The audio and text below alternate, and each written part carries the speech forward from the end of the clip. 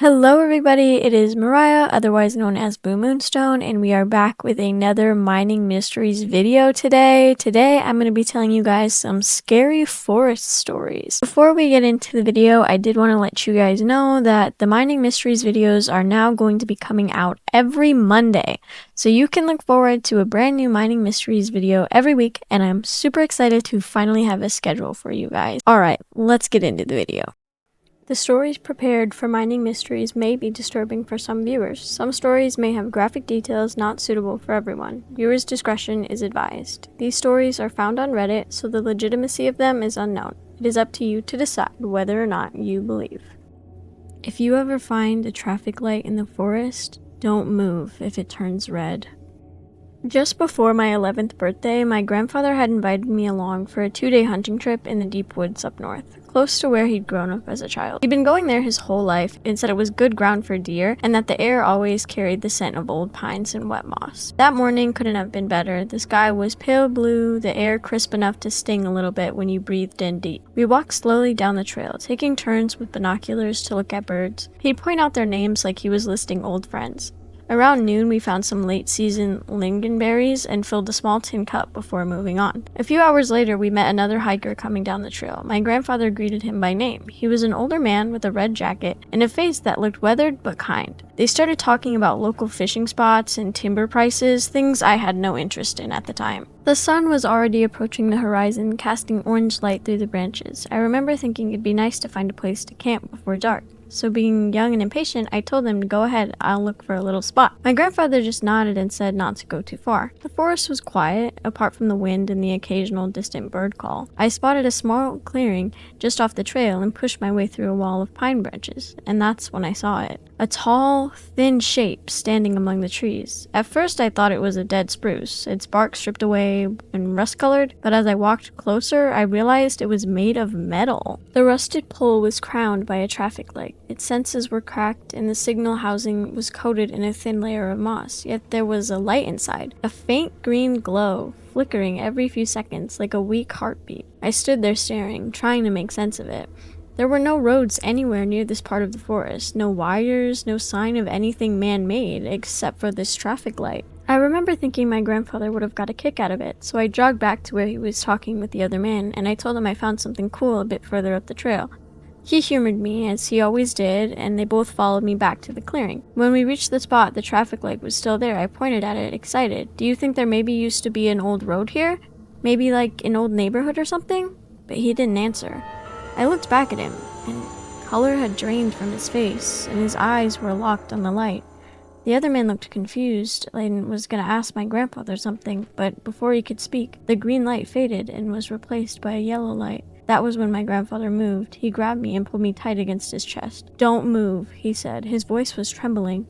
Then he called out to the other man, "Stand still, don't move a muscle." The forest was silent. No birds, no wind, and I could feel my grandfather's heartbeat quickening. "What's going on?" the man asked, his voice edged with a tone of confusion. Then I heard him take a step, maybe two, and then came the scream. It started sharp and turned into something animal, long, broken, echoing through the trees until it suddenly cut off. I felt my grandfather flinch slightly, but he didn't lose his grip. We stood there for what felt like forever, frozen in place. The air smelled of metal, and a low humming seemed to come from all directions at once. My hair lifted slightly, as if an electric charge was building overhead. Somewhere far off, a bird called, breaking the silence. My grandfather suddenly let go of me. He stumbled slightly and struggled to catch his balance before sinking into a small rock. His legs shook from standing still for so long. I looked back up at the traffic light, and it had changed back to green. As we walked back to the trail, my grandfather had his arms wrapped around me and told me to keep my eyes closed. I wasn't supposed to look, but I did. A quick glance as we passed by the remains of what had once been a person. Just a pile of clothes lay on the ground, charred, with thin whiffs of smoke rising from them. The surrounding grass was stained dark red with blood. Our trip was obviously cut short, and we made our way back to the car in the dark. Since then, I've asked my grandfather multiple times over the years about what he saw after the light presumably changed to red, but he refused to speak of it. As far as I know, the man we met on the trail that day is still listed as a missing person by the police. I think my grandfather knows more than he lets on about what we found that day. I've thought about going back there for years to see if it's still there, but I haven't dared. At least not yet. My brother left to hike the Appalachian Mountains. What came back is not him. My brother Kevin has always been outdoorsy. Growing up, he would wander off into the woods behind my parents' property and stay out there for hours. He said that being out in nature brought him a lot of peace. A few months ago, things kind of spiraled for him. He lost his girlfriend, his job, and his apartment within 6 weeks. He ended up moving back home with me and my parents to try to get back on his feet. It was hard to see him like that. I mean, he was never someone I would describe as an internal optimist, but that little spark he always had was gone. The past spring, I found him sitting in the kitchen table in the middle of the night. He was picking apart a piece of cold pizza, and it was the first time I'd seen him eat almost anything in days. I told him maybe he should get back into nature, take some hikes, maybe do a solo camping weekend. I said that I had noticed he seemed down lately, and maybe being out in the world would help him get back to being himself. In the moment, I wasn't sure if he was really hearing me, but he took a bite of pizza, squeezed my hand, and told me that he loved me, and then he went back to his bedroom. The next morning, he announced to my parents that he was going to take a hike to the Appalachian Trail. My mom was hesitant, but Kevin told her that he knew enough about himself to know that sitting at home in his room was causing him more stress than if he could just go out and be in the place that made him feel most at ease. My dad just said that as long as he checked in every few days, he didn't have a problem with it. My dad pointed out that it wasn't like Kevin didn't have the experience. He was a Boy Scout turned Eagle Scout turned camping enthusiast.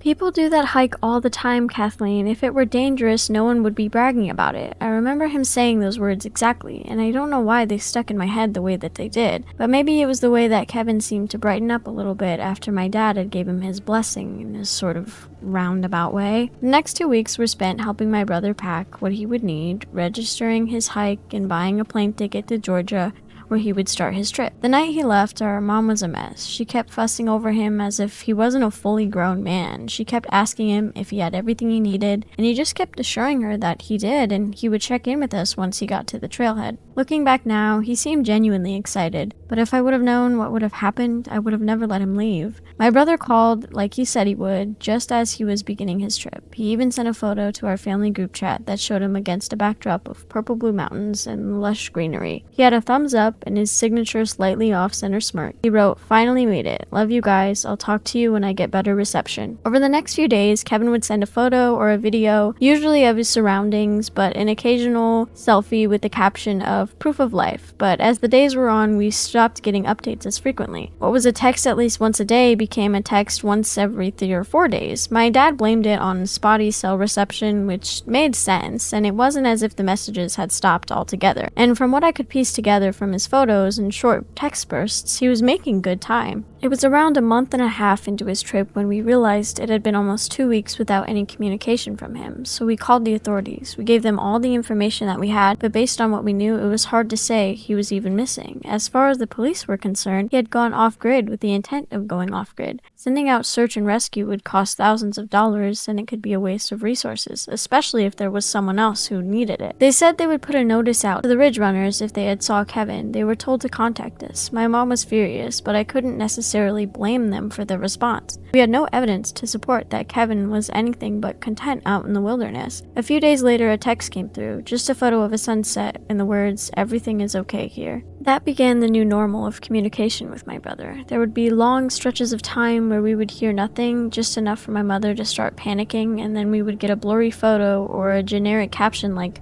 "Look what I saw today," or "I wish you were here." One night, while I was going through the photos he had sent, I realized in the background of every shot from before we had called the police was a black smudge.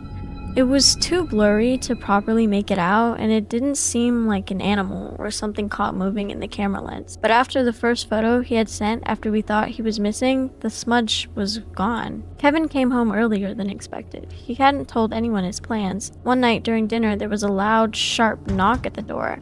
My dad got up to answer it, and there was Kevin. His hair was long and stringy. He had grown a patchy beard over his cheeks and jaw. His lips were dry and cracked. His gums were coated in a dried layer of blood. He was rail thin, and he had lost at least 30 pounds. He wasn't a large man to begin with. His clothes were filthy, kicked in mud and debris, and his shoes looked like they had been worn thin at the sole. My mother made a sound almost like a yelp and rushed over to him. The smell coming off of him made me gag. It smelled like he had been smearing rotten meat under his armpits.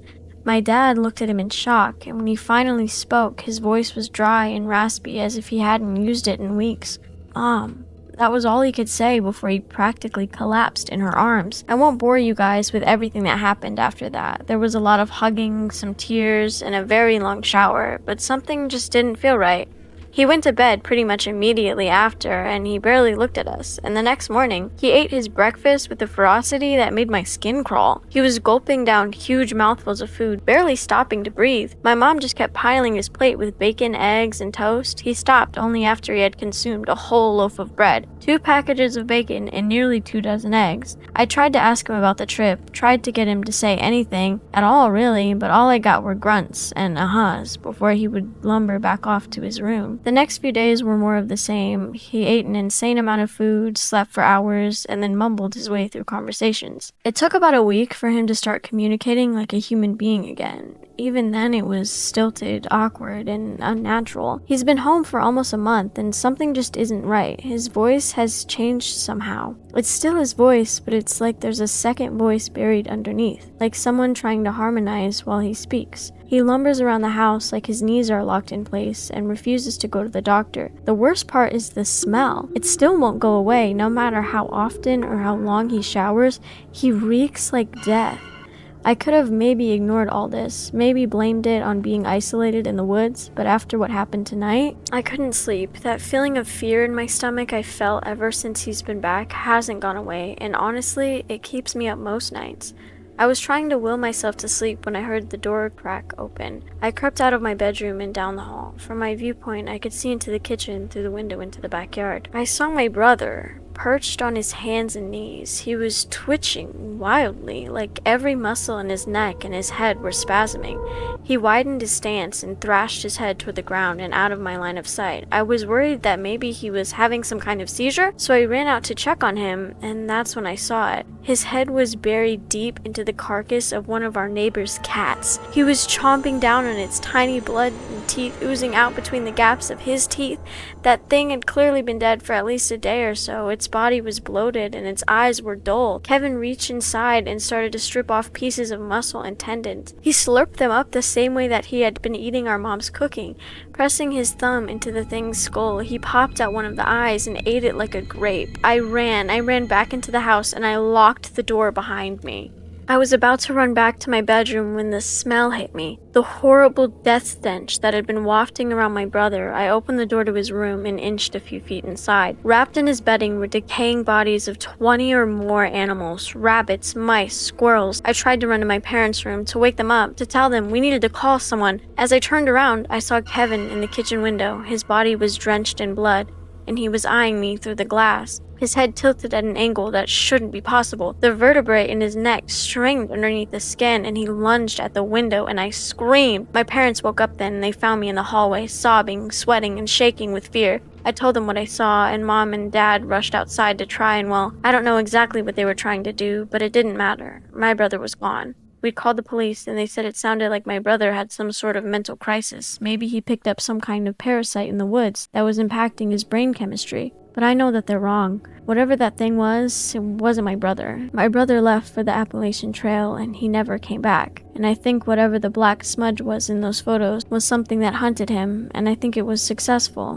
Whatever that thing was killed my brother, and somehow his body had came back home. My brother disappeared, but I am terrified he might come back. My parents and the cops were still organizing search parties in the woods surrounding our house. Their working theory was that Kevin had some sort of underlying mental health issue that was made worse by the weeks of isolation on the trail. They also think that maybe he could have been given something or taken something while out there, and the chemical reaction of whatever drug caused some sort of psychosis. I couldn't bring myself to tell them that that thing was not my brother. All the comments on my last post made that pretty clear. I don't think I can say that I had accepted the fact that he was gone at that point, but I knew whatever we found, if we found anything at all, it was not my brother. Well, we did find him. It happened last night. It was late, but my parents were still out with the police and sniffer dogs in the woods. I was told to stay home in case he came back while they were gone. I was sitting in the living room, keeping an eye on the side yard where the woods started to get thicker, when I heard this weird thunking sound. It was slow and paced evenly, like a metronome. Thunk.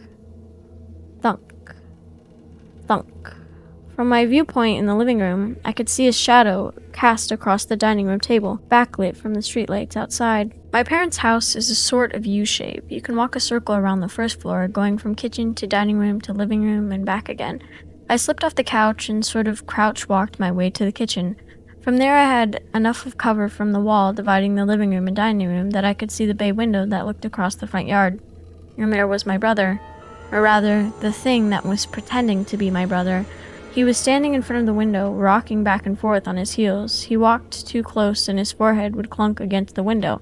Thunk, and then he would step back, almost like it surprised him, pause, and then come forward again, and thunk. He looked awful. His skin was shallow and slick with sweat, which made no sense since it's November in New England. It hasn't been above 50 degrees in weeks. His lips were crusted over with blood, and I knew enough at that point that it wasn't his. The worst thing, though, were his eyes. They were a sickly pale blue. The lenses looked cataract, and his pupils were dilated, unfocused points. My breath hitched the back of my throat, and my heart felt like it was going to fall out of my stomach. I kept my eyes trained on him, and I reached for my cell phone and tried to dial 911. Middleton County 911, do you need fire, police, or an ambulance? I started to speak, and then suddenly Kevin was focused on me. Maybe he'd heard my voice. His clouded eyes seemed to laser focus for a moment, training on me, crouched behind the wall.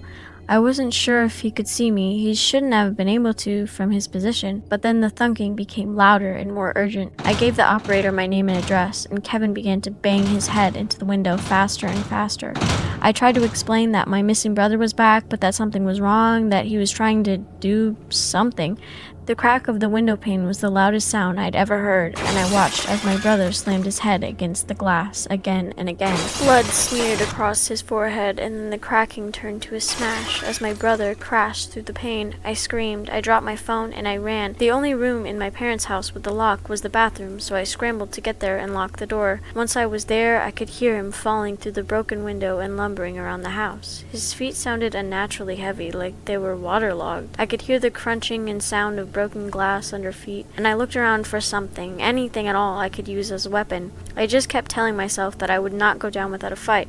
As quietly as I could, I took the cover off the back of the toilet tank. It was heavy and made of porcelain, and I figured that even if it didn't kill that thing, hopefully it would at least stun it enough to give me time to make a break for it. I could hear him outside the door, sniffing the air like a dog. I held my breath and I readied myself. There was nothing for a few moments, no sounds of walking or sniffing. I waited a few more seconds before I knelt to the ground and peered under the gap in the door. My brother's dead eyes stared back at me, and I screamed as the door began to bulge. As that thing shoved its shoulder into the frame, I grabbed the tank cover again. I readied myself, and that's when I finally heard sirens.